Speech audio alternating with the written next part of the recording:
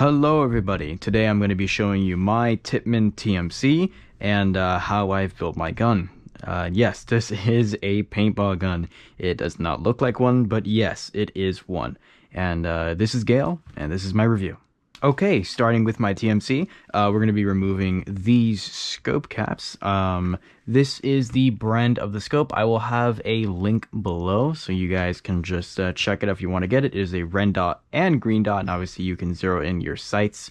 Let me remove my makeshift barrel cover, if you will. By the way, you guys should be having one of these whenever you go paintballing. My next video will be about my gear and everything I have in regards to paintball. So in that way, if you guys want to get into it, you can know what you should have. Yeet. Bringing down the gun, obviously, one of the most presentable things that you can see is my arm sleeve. You're going to want one of these, very, very important. If I can remove the damn thing. I don't necessarily know what these are called. I will find it, and I'll also put that link down below. And then I will also give you guys a link to this. And everything you see, I will give you a link to. So now if you want, you can build it exactly like mine. Now that we've removed our strap, we can put that to the side as well. I do actually use it in-game. It is very useful. Whenever you want to just put your gun below you, it is perfect for that. Now, what is keeping this gun upright is my double-coupled magazine. Now, these are your standard magazines for a Tippmann TMC. I believe they are compatible with some other markers. I don't know which ones they are. But yeah, you can couple these. And it's perfect. These mags are great. They can hold up to 20 rounds, and they are perfect. Alright, so yeah, these are the coupler mags. I do recommend running them, but only with the gun at first. And then once you're in your match, just run your solo mags. Because unless you have a specific carrier for these mags, that's not going to turn out very well for you. Next in line, we have our scope. Obviously, I have a bit of a riser here. This is specifically because at the base with the rail, you're not actually able to see very well through any sort of scope, if you will, because of the mask. So unless you're not running a stock, you're not really going to be able to see with an optic. Now, if you got a riser, though, you will. And you might be wondering, what is this right here in front of my scope? Why is it there? Isn't it in the way? One, it is actually not in the way. And two, it is compatible with a cover. I ran a cover when I first got this, but I found that this getting shot by a paintball isn't actually too resistant, and I kind of just left it on there because why not?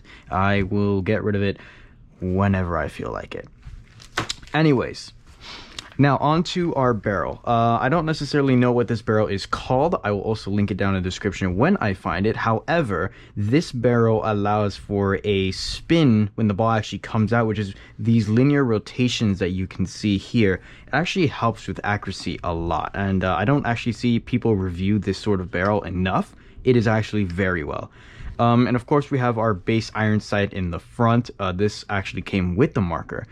Now on the bottom, I have a angled foregrip, which is actually perfect for this type of barrel. I will also link the barrel down below. Everything on the gun will be linked. And it's great. I love it. It works perfectly for me. Some people like running it with a foregrip. I just like having it like this. It's my preferred style. In the bottom of the marker, we have a air adapter. This is actually meant for a remote line. You connect the line to this piece here, and you connect the other piece to your tank, and that will actually feed into your gun, and you don't have to put the tank on the gun. You can just like put it behind you or put it anywhere. Personally, I run the tank on my vest behind me on my back, so that way the marker isn't so heavy on its own. So yeah, if you are one to like a lighter marker, a tank remote line, I recommend it personally. Now, moving on to the side of the gun, I actually got this Picatinny rail from the base barrel of the Tippmann TMC. This is the barrel shroud. This is the barrel that the TMC comes with. This is the barrel shroud that it came in. You can actually see this Picatinny rail here, and you can actually take this off, and you can put it on any sort of barrel you want, which is what I did. I took it off from here and I threw it on this barrel. I then attached a laser to it and this secondary piece, which is a flashlight. And this flashlight is pretty nice. You can actually adjust everything about it. Actually, you can turn it to a lighter mode or a spasm mode in case you want to blind people. Do not do that, please. And yeah, and then, well, obviously we have our laser. I recommend zero-in your lasers unless you're running them for pure cosmetic purposes. Then just get a fake laser. If you're gonna run an actual laser though, zero in your laser with your scope. And that is my Tippmann TMC build. This is how I run it.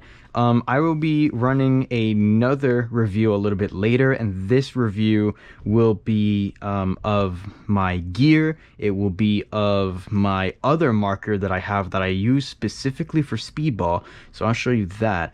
And yeah, that's about it for today's video. And have a great day. Peace. Imagine I wasn't recording the whole time.